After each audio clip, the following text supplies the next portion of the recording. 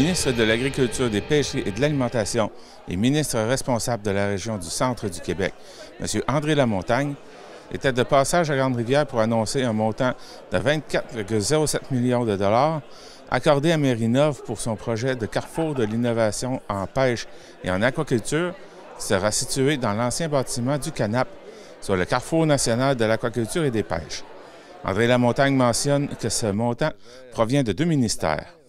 Sur le 24 millions de dollars, c'est 15 millions, un peu plus de 15 millions, qui est vraiment l'entente de soutien pour les opérations de Mérinov pour les 3 prochaines années. Puis ça, bien, ce que ça vient faire, ça vient sécuriser Mérinov dans son travail justement de recherche, mais aussi d'accompagnement. Puis à tout ça, à ça s'ajoute 8,5 millions de dollars additionnels qui vient du ministère de l'Économie, de l'Innovation et de l'Énergie, afin de vraiment s'assurer de pouvoir mettre en place ce carrefour-là, là, ce fameux hub. Il n'y a pas si longtemps que ça, on avait annoncé 17,3 millions, puis on pensait que ça ferait un job. Mais finalement, bien, le projet a évolué, puis on sait aussi ce qui est arrivé dans toute la structure d'approvisionnement partout au Québec. Puis on voit aussi des augmentations de coûts. Fait que de se revirer de bord au ministère de l'Économie, puis de consentir des nouveaux fonds pour faire en sorte de ne pas mettre en péril ce projet-là, mais de l'accompagner pour qu'il se réalise. Mais pour nous, c'est une grande fierté. David Courtemanche, directeur général de Mérinov, explique à quoi servira cet argent et l'importance de ce soutien financier. Ça confirme en fait le rôle crucial que joue Mérinov dans l'écosystème de la recherche pour transférer de l'innovation essentiellement ou de la recherche qui est réalisée dans différents centres pour la traduire en fait pour les entreprises. Donc la rendre bien réelle, bien tangible pour leur permettre d'améliorer leurs procédés de transformation, améliorer leur empreinte environnementale aussi, donc réduire la consommation d'eau, réduire la consommation d'énergie, réduire le gaspillage alimentaire, mieux cibler les espèces qui sont capturées aussi ou produites au Québec. Le signal que ça envoie aussi, M. Lamontagne et M. Sainte-Croix, c'est que c'est important d'investir en recherche. C'est important d'investir en recherche appliquée aussi, puis notamment dans le secteur des pêches et de l'aquaculture. Au Canada, en fait, pour ceux qui sont moins familiers, le secteur des pêches représente des retombées de 9 milliards de dollars par année. Au Canada aussi, le secteur des océans va représenter des retombées économiques de l'ordre de 40 milliards de dollars. C'est souvent un secteur qui est ignoré ou qui passe derrière d'autres secteurs tels l'automobile ou la construction. Mais le secteur des pêches, c'est un secteur qui fait vivre l'ensemble des communautés côtières, rurales au Canada. Puis au Québec notamment, le poids en fait que représente le secteur, c'est crucial dans notre économie. Au cours des 10 prochaines années, ces chiffres-là vont doubler. Donc, le Québec doit s'assurer d'être un joueur important, puis dans certains cas, de rattraper là, un retard qui a été accusé au cours des dernières années pour nous amener à niveau, amener le Québec ailleurs, que le Québec puisse devenir un joueur de calibre mondial, de calibre international dans ce qu'on produit, dans le type de produit qu'on va faire, la qualité des produits qu'on va faire, puis au niveau de l'efficience aussi de la production qu'on va y apporter.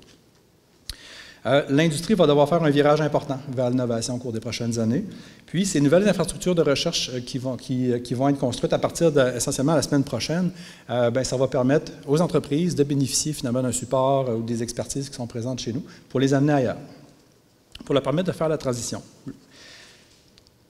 Essentiellement, dans le projet de hub d'innovation, de carrefour d'innovation, qui va passer du PDF au béton très, très bientôt, on a 6 nouvelles plateformes technologiques qui vont être offertes. Essentiellement, les ateliers de design et de conception d'engins de pêche durable, une salle d'élevage piscicole avec de nouvelles technologies de traitement des effluents, des laboratoires humides et de production de microalgues, une micro-usine pilote pour valoriser les algues et les coproduits marins, des laboratoires d'écophysiologie et de biologie de pointe et une plateforme de transformation des produits marins. Pour Gino Cyr, maire de Grande-Rivière, la ville est au centre du développement et de l'avancement des pêches depuis plus de 75 ans. Il est important que la ville de Grande-Rivière devienne un centre de convergence pour l'innovation et la recherche. Les retombées économiques bénéficieront à bien plus que la MRC du Rocher-Percé. Depuis plus de 75 ans, la ville de Grande-Rivière a été au cœur des différentes initiatives structurantes qui ont conduit au développement autant qu'à l'avancement de la recherche et de l'aide technique en pêche et en aquaculture. De la mise sur pied de la station expérimentale de recherche en pêche du Canada en 1936, au transfert de la station de biologie de l'Université Laval à Grande-Rivière en 1939, la création de l'École des pêches en 1948, l'installation de station technologique du MAPAC qui deviendra par après le Centre aquacole marin de Grande-Rivière. Grande-Rivière a été longtemps l'un des centres de pêche néphragique de la province. À la suite de mon élection en 2017, j'avais l'opportunité d'acquérir le canap par le MAPAC pour le convertir en hôtel de ville. Ma vision était plutôt que la Ville de Grande-Rivière œuvre s'inscrire dans une démarche de développement qui la confirmera comme un centre de convergence pour l'innovation et la recherche.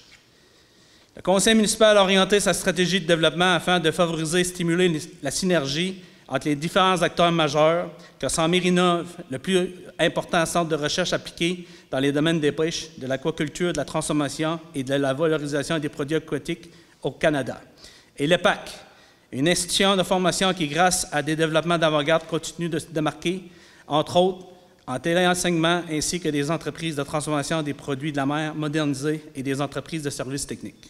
Les retombées d'un tel projet bénéficieront non seulement à la Ville, à la MRC du Rocher-Percé, mais à terme à toute la région maritime. L'ensemble de ces activités contribuera le plus à la reconnaissance d'un leadership régional, interrégional et même national. La fin des travaux du nouveau carrefour d'innovation en pêche et en aquaculture devrait être complétée à l'automne 2024. C'était Jean-Denis Laparrière à Grande-Rivière. Vous écoutez votre reflet d'ici. Revoyez tous nos reportages sur notre site Internet.